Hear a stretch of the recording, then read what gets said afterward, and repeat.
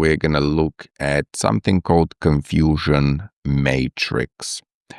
And here, let's say my model is trying to filter spam emails. My model is looking at the type of wording that I got in the body of the email, free rewards, emojis, whatever.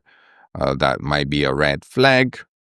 And the model can predict, let's say, that I've got a spam email, and if the actual email is spam, so that's gonna be a true positive. So I predicted spam, the actual email was spam, that's a true positive. The model correctly predicted a spam email.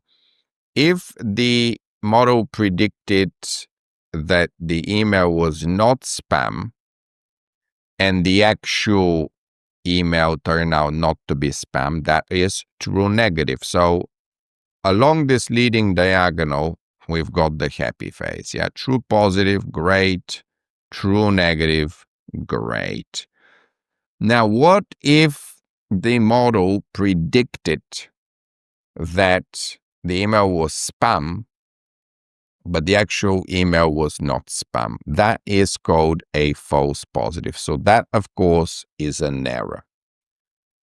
And then also, I need to remember my null hypothesis here is the email is not spam.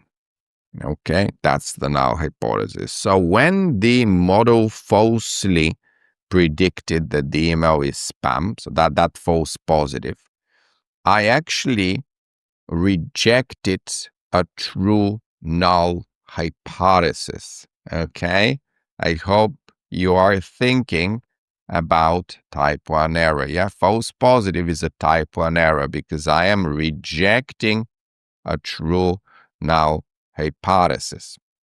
And also there's another unhappy phase up here in the top right corner.